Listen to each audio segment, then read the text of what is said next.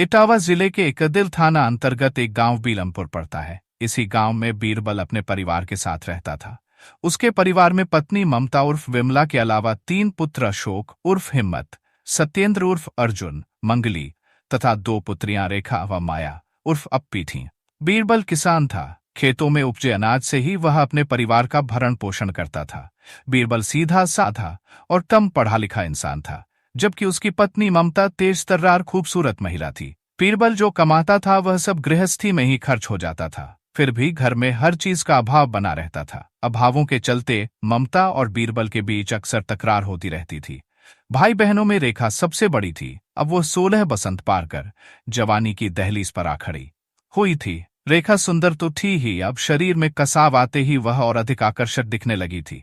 बीरबल अपनी बेटी रेखा की शादी शीघ्र कर देना चाहता था, लेकिन आर्थिक स्थिति शादी में आड़े आ रही थी। वह बड़ी मुश्किल से 2 जून की रोटी जुटा पा रहा था। शादी के लिए हजारों रुपया कहां से लाता।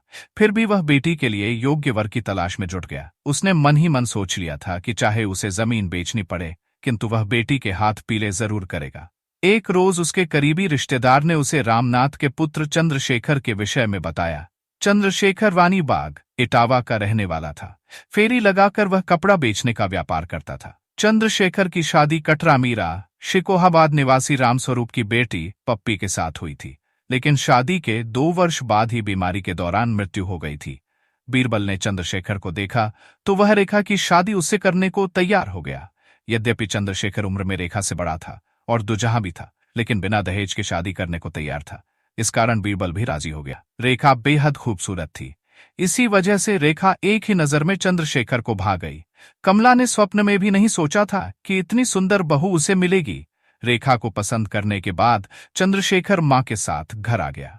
इसके 2 माह बाद बिना दान दहेज के रेखा की शादी चंद्रशेखर के साथ हो गई। शादी के बाद रेखा और चंद्रशेखर ने बड़े प्यार से जीवन की शुरुआत की। रेखा सचमुच कामना का उठता हुआ सैलाब थी। चंद्रशेखर रेखा की जवां बाहों की तपिश पाकर उसके प्यार में पूरी तरह खो गया। रेखा ने भी अपना सारा प्यार उस पर उड़ेल दिया। हंसी खुशी से 5 वर्ष कब बीत गए, दोनों को पता ही न चला। इन 5 वर्षों में रेखा ने एक पुत्र को जन्म दिया था। उसका नाम हिमाचल रखा गया। हिमाचल के जन्म से पूरा परिवार खुशी से फूल उठा। इधर रेखा की शादी के बाद बीरबल का मन घर गृहस्थी से उचट गया। वह साधु संगत में पड़ गया। ममता को पति की यह संगत पसंद न थी, अतः वह अक्सर उससे झगड़ती रहती थी। रोज रोज की कलह से आजिज आकर बीरबल ने गेरुआ वस्त्र धारण किए और घर से चला गया। फिर वापस नहीं आया। पति के जाने का ममता को कोई गम नहीं हुआ, क्योंकि उसके लिए तो उसका होना ना होना बराबर ही था। बीरबल के घर छोड़ने से एक परिवर्तन जरूर आया कि दामाद चंद्रशेखर का उसके घर में दखल बढ़ गया। चंद्रशेखर की अपनी सास ममता से खूब पटती थी। दरअसल चंद्रशेखर उसके बच्चों का खूब ख्याल रखता था। उनके लिए वह नए कपड़े व खाने की पीने की चीजें लाता था। सासू माँ के लिए भी वह साड़ी तथा संजने संवरने का सामान लाता था। इसके अलावा वह उसकी आर्थिक मदद भी कर देता था। चंद्रशेखर शराब का शौकीन था। हर शाम उसकी महफिल घर में दोस्तों के साथ सजती थी। वह ससुराल पहुंचता तो वहां भी जमकर शराब पीता था। कभी कभी वह रात में ससुराल रुक भी जाता था और पत्नी रेखा को मोबाइल पर बता देता था। भला रेखा को वहां रुकने में ऐतराज क्यों होता। ऐसी ही एक रात चंद्रशेखर ससुराल में रुका और दारू पीकर सो गया।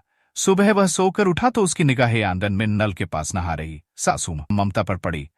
ममता उस समय अर्धनग्न अवस्था में थी और साबुन लगाकर अपने वक्षों को मल रही थी। ममता की उम्र यद्यपि कुछ ज्यादा हो गई थी, मगर उसके वक्षों में कठोरता थी और शरीर में कसाब। कठोर वक्षों और सुघर अंगों को देखकर चंद्रशेखर की काम पिपासा जाग उठी। बस यही से चंद्रशेखर की नीयत डोल गई। इसके बाद तो चंद्रशेखर अपनी सास का दीवाना बन गया। वह उसके शरीर को पाने के लिए लालायित रहने लगा। कहते हैं औरत मर्द की नजर की पारखी होती है। अतः जब ममता ने दामाद को अपनी ओर आकर्षित पाया तो उसने भी कदम आगे बढ़ा दिए। वैसे भी पति के सानिध्य से दूर ममता तन्हाई में पुरुष के सानिध्य के लिए कसमसाती रहती थी। आग और घी पास पास हो तो अंततः घी पिघल ही जाता है।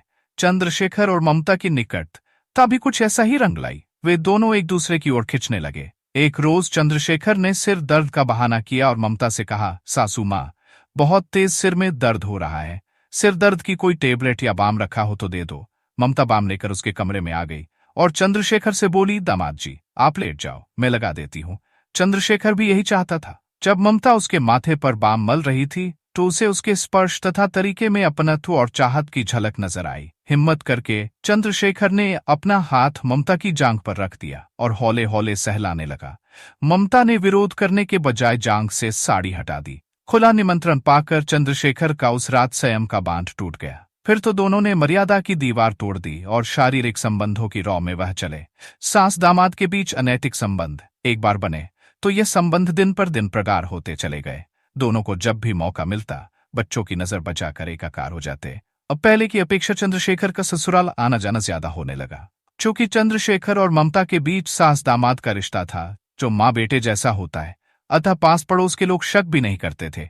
चंद्रशेखर की पत्नी रेखा यद्यपि बेहद खूबसूरत, मिलनसार और मृदुभाषी थी, लेकिन वह 5 बच्चों की माँ ममता के आकर्षण में ऐसा बंधा कि उसे अपनी बीबी रेखा फीकी लगने लगी। वह उससे दूर भागने लगा। रेखा ने पहले तो सोचा कि वह दिन रात काम में व्यस्त रहते हैं, इसलिए समय नहीं दे पाते, लेकिन जब वह कई कई रोज तक घर नहीं आने लगा तो उसका माथा ठनका। रेखा जब पति से इस बारे में पूछती तो कोई न कोई नया बहाना बना देता। कभी कहता ससुराल में रुक गया था, तो कभी कहता कि कपड़ों का माल लेने बाहर चला गया था। रेखा पति की चिकनी चुपड़ी बातों में उलझ जाती और सहज ही विश्वास कर लेती।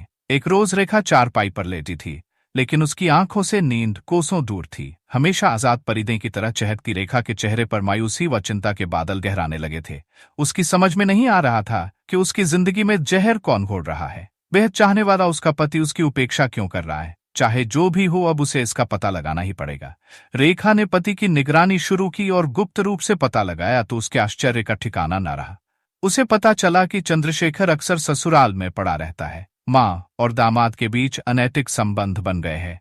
इस कारण वह घर नहीं आता और अपनी पत्नी की उपेक्षा करता है तथा तरह तरह के बहाने बनाता है। पति और अपनी माँ के संबंधों की हकीकत जानने के लिए रेखा मायके आ गई। रेखा के आने से चंद्रशेखर को कुछ शक हुआ तो उसने ससुराल आना छोड़ दिया, लेकिन रेखा ने अपनी छोटी बहन माया से पूछताछ की तो उसने बताया कि जीजाजी और माँ के बीच जरूर कोई गड़बड़ है। उसने कई बार जीजाजी को देर रात माँ के कमरे में घुसते देखा है। छोटे भाई मंगली ने भी एक रोज जीजाजी को माँ के साथ सोते देखा था। उसने यह बात मुझे बताई थी, लेकिन मैंने उसे डपट दिया था। रेखा सच्चाई जान गई थी, लेकिन उसने अपनी माँ ममता को आभास नहीं होने दिया। वह अनजान सी बनी रही। तभी एक रोज चंद्रशेखर आ पहुंचा। उसने रेखा को साथ चलने को कहा तो उसने मना कर दिया। उस रोज चंद्रशेखर ससुराल में ही रुक गया। रेखा और चंद्रशेखर एक ही कमरे में सो गए। आधी रात के बाद रेखा की आंख खुली तो देखा चंद्रशेखर चारपाई पर नहीं है। रेखा समझ गई कि पति माँ के कमरे में होगा, अतः वह आहिस्ता से माँ के कमरे के पास पहुंची। कमरे के अंदर से कुछ आवाजें आ रही थी। रेखा ने खिड़की से पर्दा हटाया तो अंदर का दृश्य देखकर शर्म से उसकी आंखें झुक गई, साथ ही क्रोध से चेहरा भी तमतमा उठा। कमरे के अंदर माँ और उसका पति चंद्रशेखर निर्वस्त्र एक दूसरे की बाहों में समाये हुए थे। रेखा वापस कमरे में आ गई। कुछ देर बाद चंद्रशेखर भी हवस मिटाकर कमरे में आ गया। उसके कमरे में घुसते ही रेखा ने पूछा, कहाँ गए थे? मैं बड़ी देर से तुम्हारा इंतजार कर रही हूँ। मैं बाथरूम गया था। झूठ, तुम बाथरूम नहीं, माँ के कमरे में रंगरेलियां मनाने गए थे। ये तुम क्या कह रही हो? माँ पर लाक्षण लगा रही हो? हाँ, मैंने तुम दोनों को रंगरेलियां मनाते कुछ देर पहले ही देखा है। चंद्रशेखर रंगे हाथ पकड़ा गया था, इसलिए चुप हो गया और चारपाई पर लेटकर खर्राटे भरने लगा। लेकिन रेखा को नींद नहीं आई। उसके मन में तरह तरह के कुविचार आने लगे। उसे लगा कि अब उसका जीवन नर्क बन गया है। सुबह होते ही रेखा माँ के कमरे में पहुंची और बोली, माँ, मैंने तो सुना था कि सास दामाद का रिश्ता माँ और बेटे जैसा होता है, लेकिन तुमने तो इस रिश्ते को ही कलंकित कर डाला और अपनी ही बेटी की सौतन बन गई। यह झूठ है बेटी, सच मैंने अपनी आंखों से देखा है। तुम हवस में इतनी अंधी हो गई कि दामाद से ही नाजायज रिश्ता बना लिया। शे तुम्हें माँ कहते मुझे शर्म आती है। माँ को जलील करने के बाद रेखा ससुराल आ गई। उसने नाजायज रिश्तों की बात अपनी सास ससुर को बताई तो वह अवाक रह गए। दोनों ने चंद्रशेखर को लताड़ लगाई और अपनी घर गृहस्थी में रमने की बात कही। माँ बाप की डांट के बाद चंद्रशेखर समय पर घर आने लगा और उसने ससुराल जाना भी छोड़ दिया। लेकिन फोन पर वह अपनी माशूका सास से दिन में 1-2 बार बात कर लेता था और दिल की लगी बुझा लेता था। कहते हैं कि पति पत्नी का रिश्ता विश्वास की नींव पर टिका होता है। यदि दोनों में से किसी एक का भी विश्वास डगमगा जाए तो जीवन नरक बन जाता है। यही हाल रेखा का भी हुआ। उसका पति पर से विश्वास उठा तो वह चिंताग्रस्त रहने लगी। इसी चिंता ने उसकी भूख प्यास हर ली और उसे रोगी बना दिया।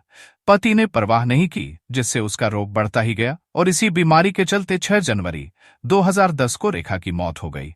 रेखा की मौत का गम न तो पति चंद्रशेखर को हुआ और न ही मां ममता को। वह दोनों तो मन ही मन खुश हुए कि नाजायज रिश्तों की बाधा का कांटा निकल गया। कुछ दिनों बाद चंद्रशेखर अपनी ससुराल आकर रहने लगा। वह अपने पुत्र हिमाचल को भी ले आया। सास दामाद के बीच नाजायज संबंध पुनः कायम हो गए। अब तक माया भी 18 बसंत पार कर जवानी की दहलीज पर आ खड़ी हुई थी। वह भी अपनी बड़ी बहन रेखा की तरह सुंदर थी। उसने गांव के स्कूल से 10वीं की परीक्षा उत्तीर्ण कर ली थी। माया अपने भाई अशोक, सत्येंद्र व मंगली को तो बेहद चाहती थी, लेकिन मां से नफरत करती थी। अशोक व सत्येंद्र की भी मां से नहीं पड़ती थी, अतः वह दोनों पुल की मरैया में रहने लगे थे। माया जानती थी कि मां के नाजायज संबंध जीजा चंद्रशेखर से है। कई बार उसने जीजा के साथ मां को आपत्तिजनक स्थिति में देखा था, लेकिन बदनामी की वजह से उसने अपना मुंह बंद कर रखा था। यद्यपि जब उसके धैर्य का बांध टूट जाता था, तब वो मां को जलील भी करती थी, लेकिन बेशर्म ममता को जरा भी शर्म नहीं आती थी। चंद्रशेखर शराब और शबाब का शौकीन था। अपनी महफिल में उसने सास ममता को भी शामिल कर लिया था। ममता जब नशे में हो जाती थी तो स्वयं ही बहकने लगती थी और चंद्रशेखर को हम बिस्तर होने के लिए उकसाती थी। ममता दामाद की इतनी दीवानी हो गई थी कि जो भी चंद्रशेखर का विरोध करता था, उससे वह झगड़ा करने लगी थी। विरोध के कारण उसने अपने पुत्र अशोक व सत्येंद्र को घर से निकाल दिया था। वह गांव के बाहर पुल के पास मरैया बनाकर रहने लगे थे। यहाँ कुछ अन्य गरीब परिवार के लोग भी रहते थे। अय्याश चंद्रशेखर की नजरें अब ममता की छोटी बेटी माया पर गड़ने लगी थी। वह चाहता था कि ममता अपनी बेटी माया की शादी उसके साथ कर दे तो उसके बेटे हिमाचल का पालन पोषण हो जाएगा और ममता से भी संबंध बने रहेंगे। लेकिन वह जानता था कि माया उससे नफरत करती है, साथ ही उम्र में भी काफी अंतर है, इसलिए वह जल्दी राजी नहीं होगी। एक रोज शराब पीने के दौरान चंद्रशेखर ने ममता से कहा, सासू जी, माया अब जवान हो गई है, उसकी शादी मुझसे कर दो। इससे तुम्हें दो फायदे होंगे। एक तो शादी में तुम्हें पैसा खर्च नहीं करना पड़ेगा, दूसरे हमारे तुम्हारे संबंध भी बरकरार बने रहेंगे। चंद्रशेखर के प्यार में अंधी बन चुकी ममता बोली, दामाद जी मैं तो तैयार हूँ, लेकिन क्या माया तुमसे शादी करने को राजी होगी? वैसे भी वह मुझसे नफरत करती है, फिर तुम दोनों के बीच उम्र का भी फासला है। चंद्रशेखर ममता को बाहों में भरकर बोला, सासू जी हम दोनों मिलकर उसे मनाएंगे, नहीं मानी तो उसे अपनी हवस का शिकार बनाकर जबरदस्ती पत्नी बना लूंगा। हमें बस तुम्हारा साथ चाहिए। योजना के तहत चंद्रशेखर और ममता माया पर प्रेम की बरसात करने लगे। चंद्रशेखर जहां माया को नए कपड़े, साज श्रृंगार का सामान व खाने पीने की चीजें लाने लगा, वही ममता उस पर ढेर सारा प्यार उड़ेलने लगी। माया की समझ में नहीं आ रहा था कि आखिर जीजाजी व मां उस पर इतनी मेहरबान क्यों है। इसका जवाब माया को तब मिला जब एक रोज ममता ने चंद्रशेखर के साथ उसके ब्याह की बात कही। मां की बात सुनकर माया भड़क गई और उसने चंद्रशेखर के साथ ब्याह करने को साफ मना कर दिया। उसने मां को जलील करते हुए कहा, तू कैसी मां है जिसने एक बेटी की जान ले ली तथा दूसरी बेटी के जीवन को भी नर्क बनाना चाहती है। चंद्रशेखर ने भी माया को वश में करने की हर कोशिश की, लेकिन वह नाकामयाब रहा। माया अब चंद्रशेखर व मां से सतर्क रहने लगी थी। वह सदैव छोटे भाई मंगली के साथ रहती थी। रात को भी वह मंगली के कमरे में सोती थी और अंदर से कमरा बंद कर लेती थी। उसने अपने भाई अशोक व सत्येंद्र को भी इस बात की जानकारी दे दी थी कि मां उसकी शादी जबरदस्ती जीजा चंद्रशेखर के साथ कराना चाहती है। दोनों के इरादे नेक नहीं है। 3 मई 2012 की रात माया कमरे में सोने गई, तभी पीछे से चंद्रशेखर और ममता आ गई। दोनों ने माया पर शादी करने का दबाव डाला। माया ने इनकार किया तो चंद्रशेखर को गुस्सा आ गया। उसने माया को दबोच लिया और अपनी हवस मिटाने का प्रयास करने लगा। माया विरोध पर उतर आई और चीखने चिल्लाने लगी। तब ममता और चंद्रशेखर माया को डंडे से पीटने लगे। पिटाई के दौरान ही चंद्रशेखर का डंडा माया के सिर में लगा, जिससे उसकी मौत हो गई। माया की मौत से चंद्रशेखर और ममता घबरा गए। फिर उन्होंने शव को ठिकाने लगाने की योजना बनाई। योजना के तहत चंद्रशेखर इटावा से मारुति वैन बुक कराकर लाया, फिर माया को बीमार बताकर वैन पर लेटा दिया। इसके बाद दोनों मध्य प्रदेश के भिंड जिले के तमन्ना गांव पहुंचे। सड़क के किनारे चंद्रशेखर व ममता ने मारुति वैन रुकवा ली और गांव में रिश्तेदारी बताकर माया को वैन से उतार लिया और वैन चालक को पैसा देकर रुखसत कर दिया। सड़क से कुछ दूरी पर एक सूखा कुआं था। इसी कुआं में दोनों ने माया के शव को फेंक दिया और घर वापस आ गए। गांव वालों को ममता और चंद्रशेखर ने बताया कि माया बीमार थी। उसे इलाज के लिए आगरा के अस्पताल ले गए थे, लेकिन इलाज के दौरान माया की मौत हो गई। अंतिम संस्कार के लिए पैसे नहीं थे, सो माया के शव को यमुना नदी में प्रवाहित कर दिया। लेकिन ममता और चंद्रशेखर की बात पर न तो गांव वालों को यकीन हुआ और न ही माया के भाई अशोक व सत्येंद्र को। शक होने पर अशोक थाना एक देर जा पहुंचा। थाने पर उस समय थाना प्रभारी श्री प्रकाश यादव मौजूद थे। उसने यादव को बताया कि उसके जीजा चंद्रशेखर व मां ममता ने मिलकर उसकी बहन माया की पीट पीट कर हत्या कर दी और शव को कहीं ठिकाने लगा दिया है। अतः रिपोर्ट दर्ज कर उचित कार्यवाही करें। चूंकि मामला हत्या का था, अतः श्री प्रकाश यादव ने पुलिस अधीक्षक राजेश मोदक व सीओ सिद्धार्थ वर्मा को घटना से अवगत कराया। फिर पुलिस फोर्स के साथ ग्राम बीलमपुर पहुंच गए। ममता व उसका दामाद चंद्रशेखर उस समय घर पर ही थे। यादव ने दोनों को हिरासत में ले लिया। यादव ने मृतका के छोटे भाई मंगली से पूछताछ की तो वह रोने लगा और बताया कि जीजा चंद्रशेखर व मां ने माया दीदी की पिटाई की थी। वह रोते हुए चीख रही थी। थोड़ी देर बाद चीखें बंद हो गई। फिर सवेरे दोनों दीदी को लेकर कहीं चले गए। गांव वालों ने भी माया की मौत को संदिग्ध बताया। हत्या का शक होने पर यादव ममता और चंद्रशेखर को थाना एक दिल ले आए। थाने पर यादव ने दोनों से कड़ाई से पूछताछ की तो वह जल्दी ही टूट गए। ममता व चंद्रशेखर ने हत्या का जुर्म कबूल करते हुए बताया कि उन्होंने माया के शव को भिंड जिले के तमन्ना गांव के पास कुएं में फेंक दिया है। ये पता चलते ही यादव ने दोनों को जीप में बिठाया और तमन्ना गांव पहुंचे। फिर चंद्रशेखर और ममता की निशानदेही पर कुआं से माया का शव बरामद कर लिया।